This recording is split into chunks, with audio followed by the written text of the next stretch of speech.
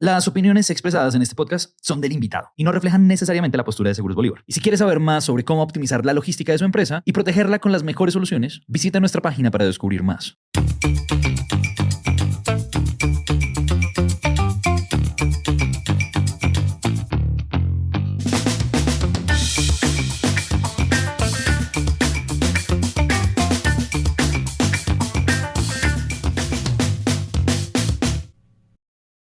Hola, bienvenidos a un nuevo episodio de Logística en Acción de Seguros Bolívar, un espacio donde buscamos conversar con nuestros líderes en logística, en cadena de abastecimiento y conocer sus retos, sus oportunidades, su día a día y qué podemos aprender como sector.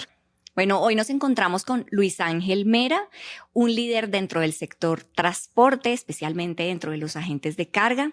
Luis Ángel nos va a hablar un poco de todo este mundo y retos, oportunidades dentro de los agentes de carga, ya que tiene bastante experiencia y un poco también cómo ha buscado evolucionar ese papel y esa imagen que tienen nuestros agentes de carga. Bienvenido, Luis Ángel, ¿cómo estás? Hola Lucía, ¿cómo estás? Encantado, muchas gracias por la invitación. Aquí muy feliz de poder usar tu canal para llegarle a mi querido Freight Forwarder. Yo siempre les digo así, mi querido Freight Forwarder, porque se volvieron mi razón de ser y de existir. Así es, eso vemos en tus redes y demás. Luis Ángel, cuéntanos un poco más de tu experiencia, cómo llegas a este mundo de los agentes de carga, cómo inclusive llegas a tener los seguidores que tienes y demás. Cuéntanos un poco de ti.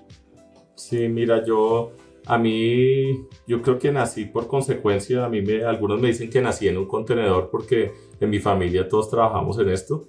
Yo tengo padre transportador, que también operó patios de contenedores, tengo tío también agente marítimo, entonces como que desde chico siempre me dio como cosa de que quería trabajar en esto, que quería llegar y merecerme el puesto que algún día me diera un tío que había sido muy exitoso, y entonces me estuve preparando todo el tiempo como para merecer que mi tío algún día me invitara a trabajar con él.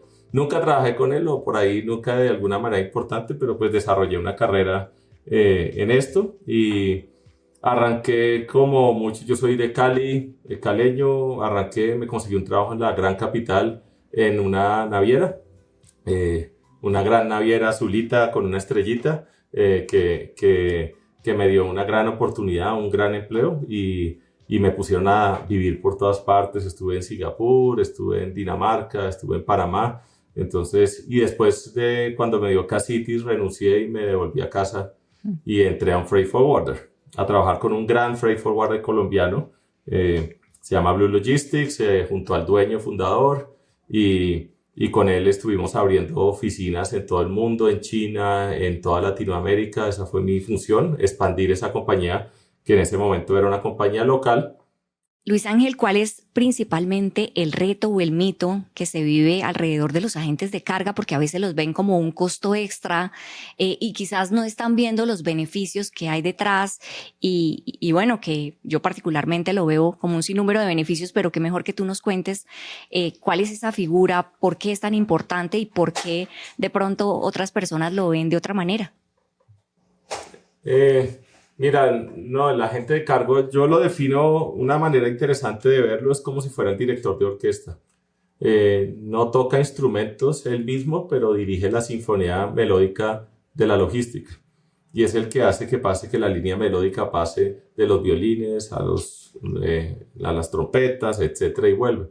En la logística hay un montón de actores, y hacer que esa coordinación se haga bien es fundamental, porque normalmente se cae el bastón justo es en la interfaz entre un instrumento y el otro, como en una carrera de obstáculos, así en los olímpicos, que está pasando el bastón y lo pasa al siguiente. Los accidentes normalmente pasan en eso, y ahí es donde el freight forwarder o agente de carga internacional cumple una función fundamental. En Colombia la participación del freight forwarder cada año es mayor, ¿sí? La gente Es muy difícil que opere directamente con navieras, porque las navieras se han vuelto muy difícil en términos de servicio, cada día más automáticas y todo este tema.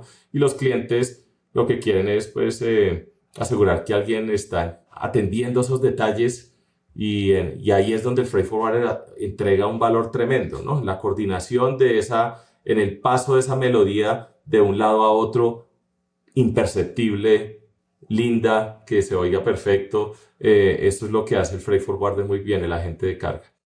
¿Qué le podemos decir a esas empresas y qué le pueden decir los agentes de carga? Es decir, un poco cómo se pueden posicionar, cómo pueden usar otros recursos para realmente mostrar sus ventajas y poder romper todos esos paradigmas que se tienen.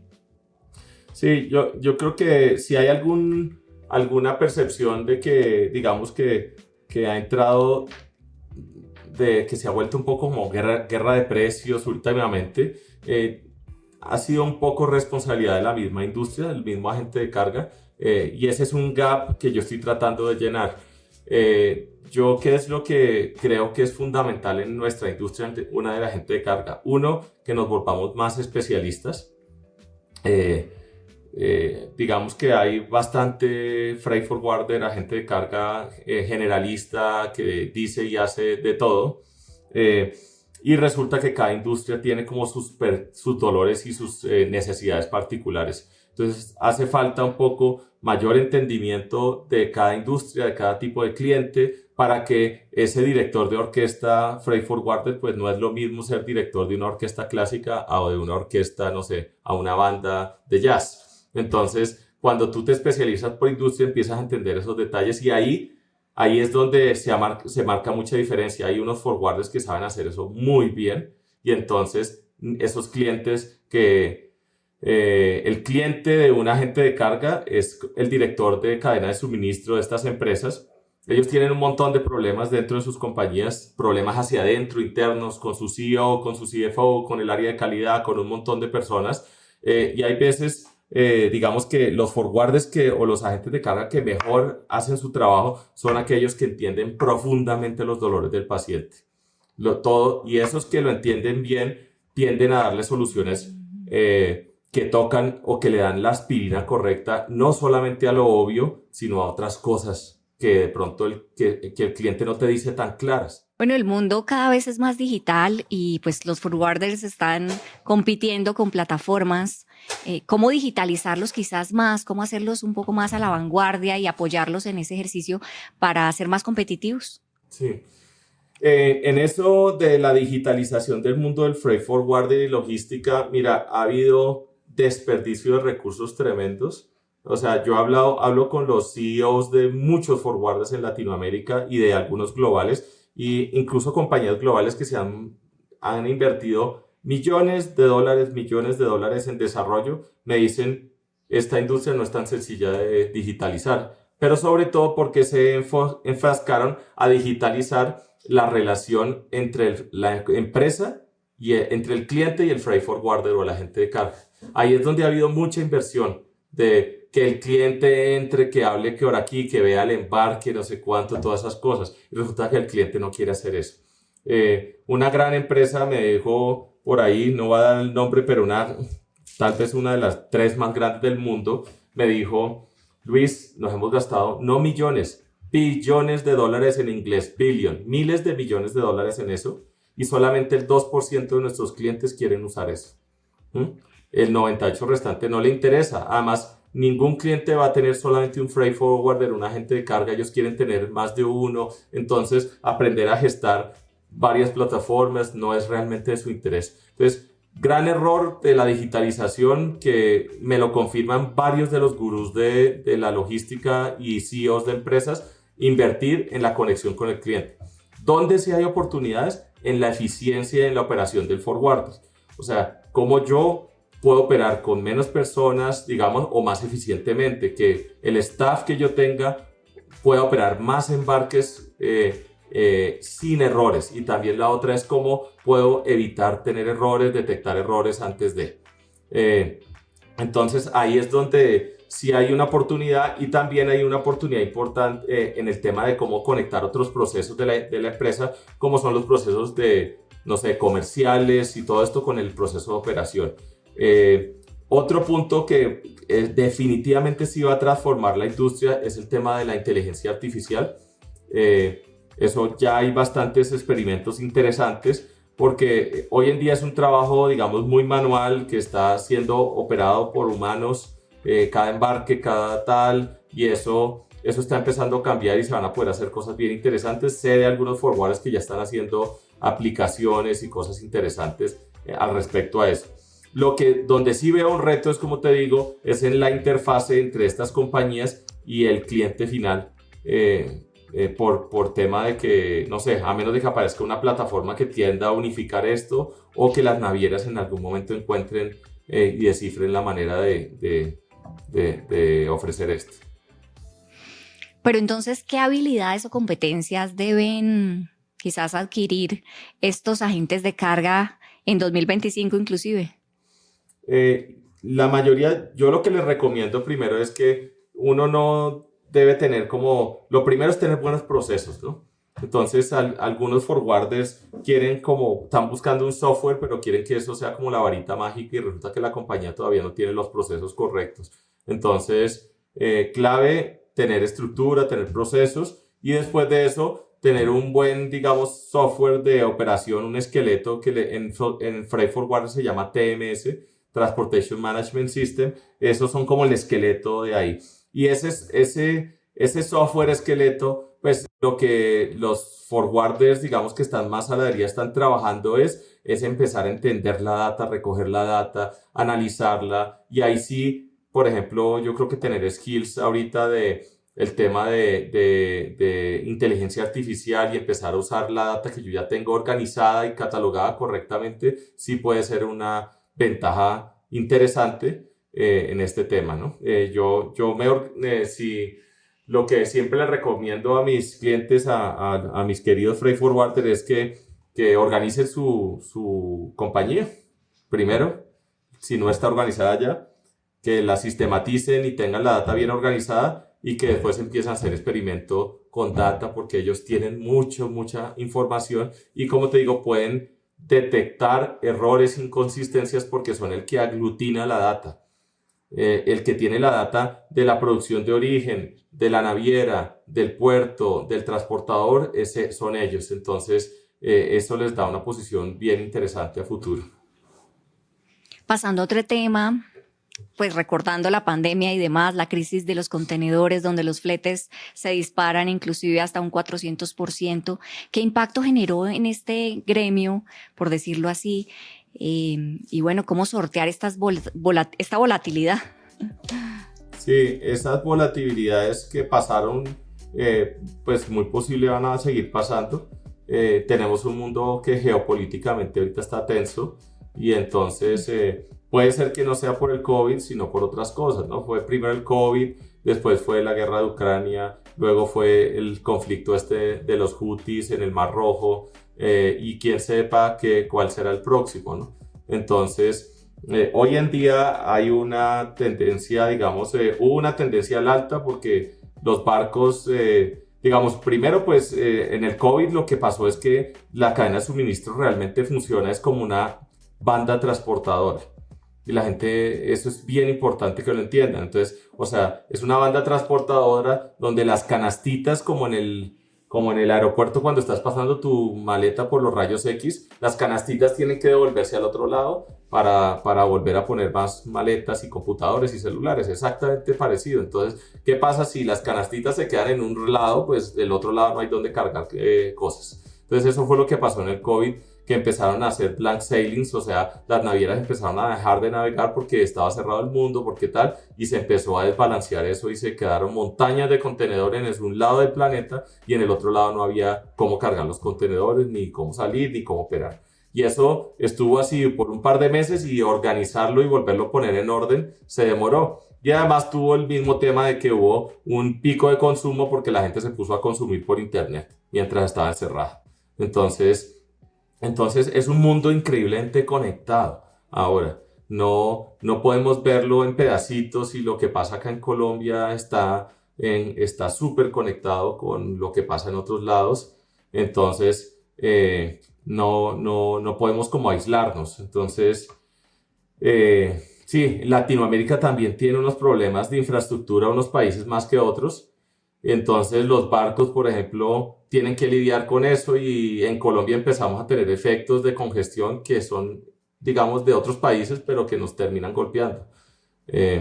Ahora Centroamérica, por ejemplo, tiene unos problemas de congestión portuaria, pero de locos. Y eso termina congestionando puertos hubs y entonces al final termina Cartagena congestionado por eso y el importador que sale o entra por Cartagena pues está siendo afectado por cosas que pasan en otros países. Pues cualquier mercado puede ser atractivo, pero en realidad, ¿cuáles son esos mercados que estás viendo que tienen mayor potencial y que deberían, pues realmente los agentes de carga concentrarse en los próximos años? Yo aprovecho para contarles, mira, tengo un libro que voy a sacar, que ya está escrito, y justamente habla de esto que me estás preguntando. Entonces, y es todo un libro. Sí, es un libro entero, sí. Lo vas a resumir en segundos. Le voy a resumir en segundos, pero yo primero hablo de 4 freight forwarders, 4 estilos, ¿sí? O agentes de carga. Entonces digo uno que son los moribundos, que fueron los que me mencionaste tú, que de pronto no agregan mucho valor y todo esto. Los moribundos son aquellos que no tienen ni volumen ni escala y tampoco son especializados y no pueden vender valor y entonces terminan vendiendo poquito y margen muy poquito porque no pueden agregar mucho porque obviamente no lo aprecia el cliente y no le compra. Hay otros que les llamo los barateros que son muy buenos negociando. Eso es como los que compran muy bien y son poquito como low budget, así como si fuera un equivalente a un supermercado de uno en Colombia, ¿sí? Que está enfocado en vender barato y en masa y digamos, entonces ese freight forwarder sabe negociar muy bien, compra muy bien, vende barato y muchas veces incluso da crédito.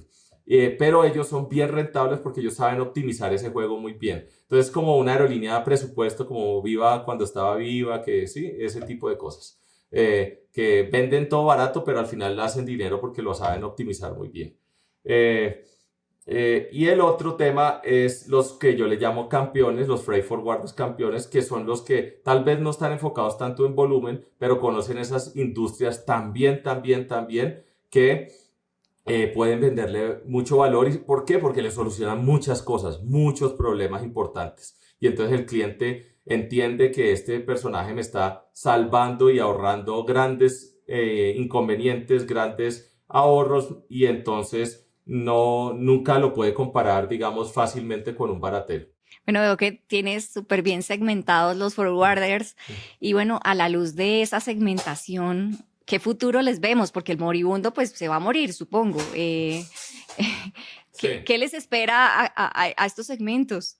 Pues yo sí veo más consolidación en la industria, sí la veo venir. En Colombia ya, digamos, si tú te pones a ver los grandes, la mayoría los han comprado compañías multinacionales. Entonces, ahorita ha habido como un proceso de venta de forwarders y todos los que estaban como en el top 15, creo que hay 2 o 3 que quedan todavía con dueño colombiano. Entonces, la mayoría los han comprado grandes multinacionales que están entrando pues a generar una estructura más fuerte en Latinoamérica y empiezan a comprar así. Entonces, sí hay un efecto consolidación. También en algunos países estoy viendo agremiación ya, o sea, los que por alguna razón no tienen acceso a ese volumen, entonces están empezando a agremiarse. Digamos, seriamente para poder negociar en bloque y ese tipo de cosas. Y el tercer elemento que te digo es la parte de especialización.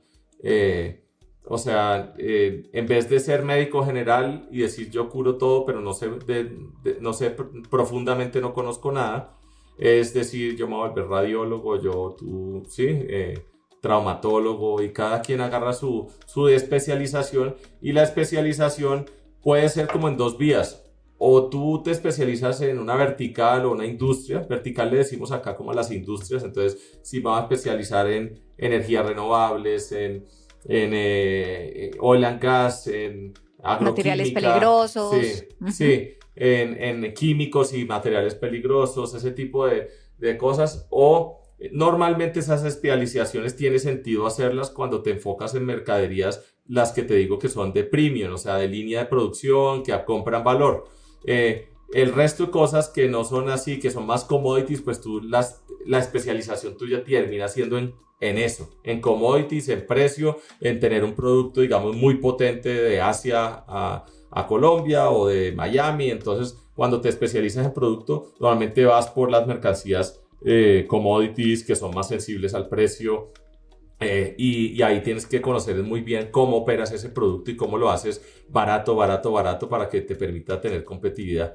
Entonces, es especialízate o en verticales y vende valor, o especialízate en algún tipo de productos y hazlo tan eficiente y tan barato y negocia tan bien que puedas, digamos, ser muy competitivo y dar un servicio bueno, ¿no? La razón de ser del freight forwarder o el agente de carga, siempre lo dicen, es el mal servicio de las navieras. Bueno, en este podcast hemos hablado bastante de sostenibilidad, inclusive tuvimos un episodio asociado a logística regenerativa y demás. Y bueno, y es que la logística pues es responsable del 11% de las emisiones globales, ¿no? ¿Cómo vemos aquí a la gente de carga como responsable en esta situación, por decirlo así? Y cómo podemos invitarlos también a aportar a disminuir las emisiones. ¿Qué pueden ellos hacer desde su día a día? Sí, ese es un tema que a mí y a mi socio nos estuvo trasnochando varios tiempo, y sacamos varias cosas ahí de esto al respecto, porque como que en algún momento decía yo, este tema del medio ambiente es un tema importante, grave, que si mis hijos me van a decir, papá, ¿y tú qué hiciste cuando estabas ahí, que sabían que esto ya se iba a poner y como que hiciste algo? Entonces me dio una crisis de angustia. Los niños están en la onda. Sí, me dio como una crisis de angustia. Sí, Y, de que le vas a dejar a tu hijo. Sí, de que le vamos a dejar. Y efectivamente, pues hemos hecho algunos intentos. La verdad, no es fácil. Es algo que yo creo que eso lo tiene que decidir el gobierno. O sea, el día que se regule esto, pero esto no va a ser como por voluntad propia, despacito, cada quien. Tiene que ser una cosa que sea, sí, de alguna manera forzada, y la otra es que tiene que ser buen negocio ser verde. Esa es la otra cosa que yo veo, que tiene que ser buen negocio ser verde. Va a ser difícil que la gente haga estos cambios cuando sea más caro, más difícil. Entonces, ¿qué es lo que he visto? Conozco un par de casos bien interesantes de forwarders verdes.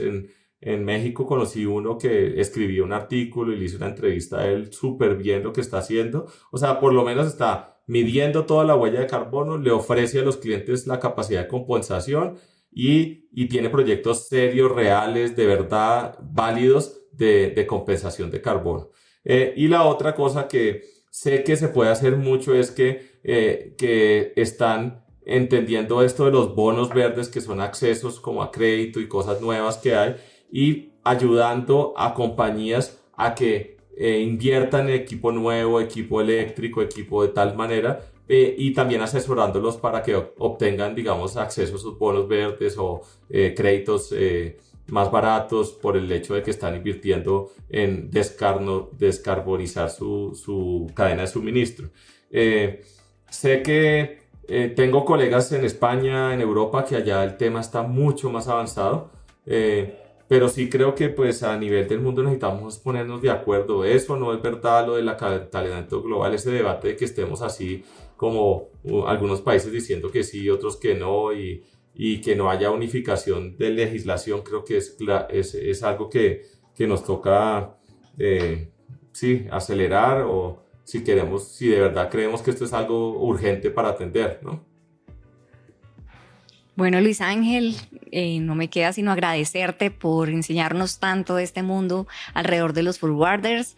Bueno, hemos aprendido muchísimo y bueno, gracias por estar con nosotros en un nuevo episodio de Logística en Acción de Seguros Bolívar.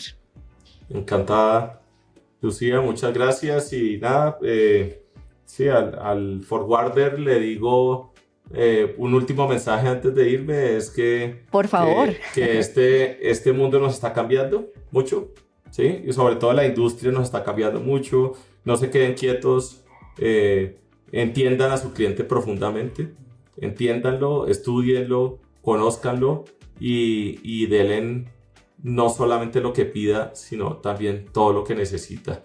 Y van a ver que van a garantizar un espacio en la industria siempre sin problema, van a poder seguir creciendo, van a ser más rentables. Eso es lo que me puse como a defender y a comunicar.